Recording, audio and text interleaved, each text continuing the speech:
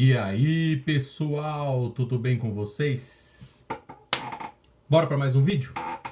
Tem um barulhinho de ringida aqui, a cadeira que eu sento aqui no meu quarto, tá? E ela fica nheque, nheque, nheque. Pessoal, é o seguinte, eu queria hoje fazer um vídeo aqui, uma coisa que eu percebo muito, não é pouco, é sobre a falta de conhecimento de como que os sensores funcionam, atuadores, como que eles funcionam. Eu vejo muito assim, tem sinal positivo, beleza. Tem sinal negativo, beleza. E não é bem assim, pessoal. Não é bem assim. Eu preciso saber como que aquele componente trabalha. Eu tenho que ter o conhecimento de como aquele componente trabalha.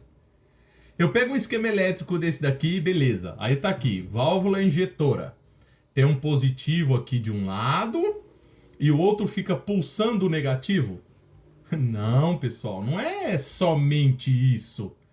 Eu tenho um positivo entrando para alimentar a minha bobina e tenho o negativo que ele entra e carrega o meu bico injetor até que a válvula mecânica consiga subir, igual, vamos dar um exemplo assim bem grotesco assim, quem conhece motor de arranque tá lá, em cima dele tem uma bobina, né?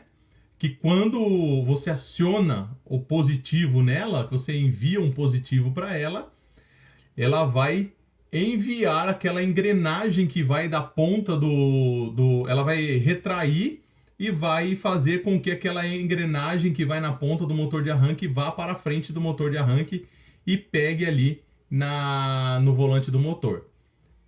Então, o princípio de funcionamento dessas peças são iguais. Canister, por exemplo, válvula do canister, é o mesmo princípio de funcionamento. Ela vai entrar positivo e negativo. Quando ela entrar positivo e negativo, vai carregar essa bobina e essa bobina vai conseguir fazer com que o pino que tem lá no centro, ele vai se deslocar para cima e liberar a passagem de combustível pela ponta. Então nós vamos enxergar isso através do osciloscópio, tá? Nós vamos enxergar a mecânica trabalhando junto com a elétrica. Então não adianta eu chegar e ver um esquema elétrico, tá vindo pulso, beleza. Não é assim que funciona. Eu preciso conhecer a peça para saber testar a peça, eu tenho que conhecer como que ela funciona lá dentro, né? Ó, uma coisa interessante que eu gosto de perguntar bastante para as pessoas são a respeito do sensor de temperatura. Ó, tá aqui, ó. Sensor de temperatura da água e sensor de temperatura do ar. Tá. Como que ele funciona aqui? Eu gosto de falar da maneira simples e não técnica, tá? Para entender. Vocês já me conhecem e já sabem como que é que eu trabalho. Então tá aqui, ó. Tem um fio cinza, né? E um fio cinza com vermelho. Os dois pinos estão vindo do módulo. Tá vendo que estão vindo pro módulo?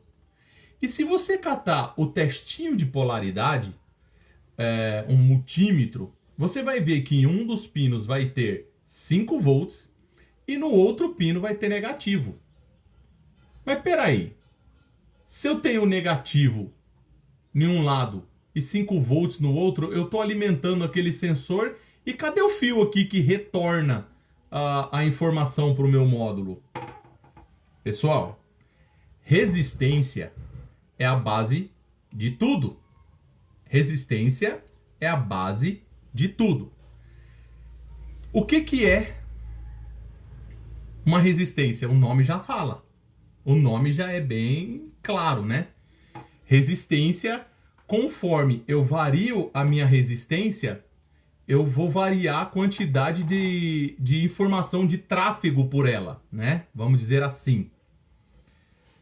Se eu tenho um fio íntegro, o fio tá lá, íntegro, eu pego o meu multímetro, coloco numa ponta e coloco na outra, ele vai dar uma resistência muito baixa.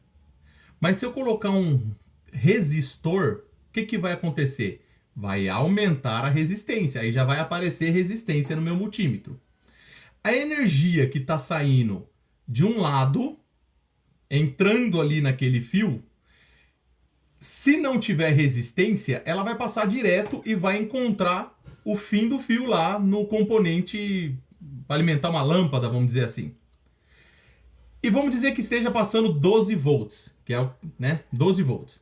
Entrou 12 volts aqui, chegou 12 volts lá.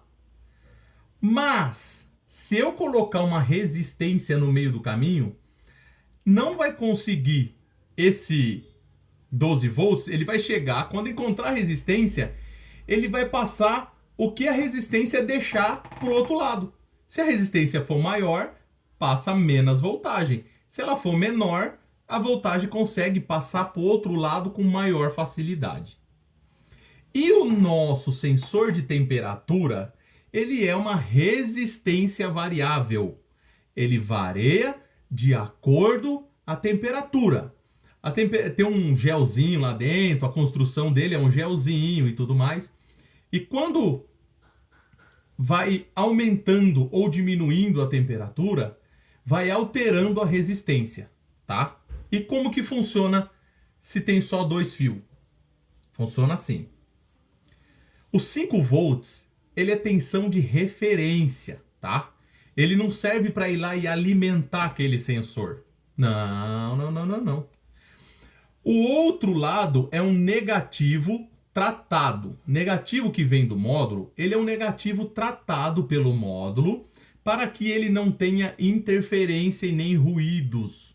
Porque se você pegar um negativo do bloco do motor ou um negativo do polo da bateria, ele vem cheio de ruídos que você consegue enxergar isso com o osciloscópio.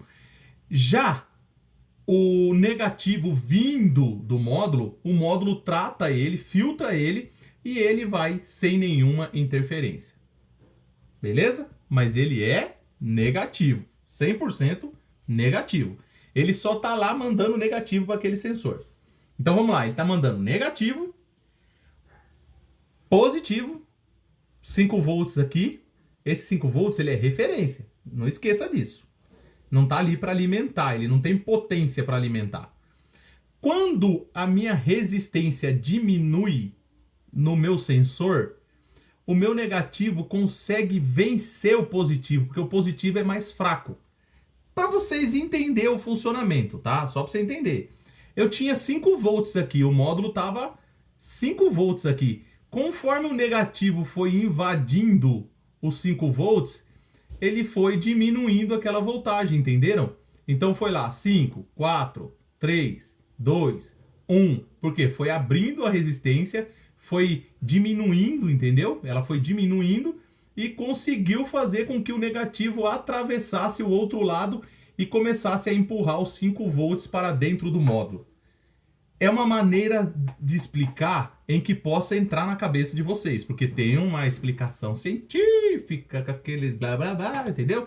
Mas o princípio é esse, para a gente pelo menos entender como a peça funciona.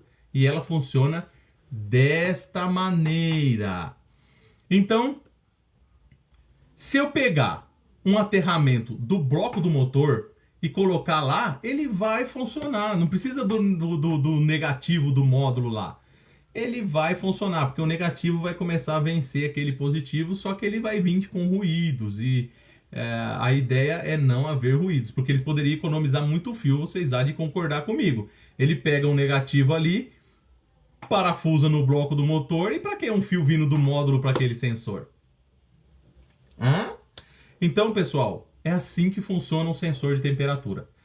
Nós precisamos conhecer o princípio de funcionamento das peças para poder testar ela.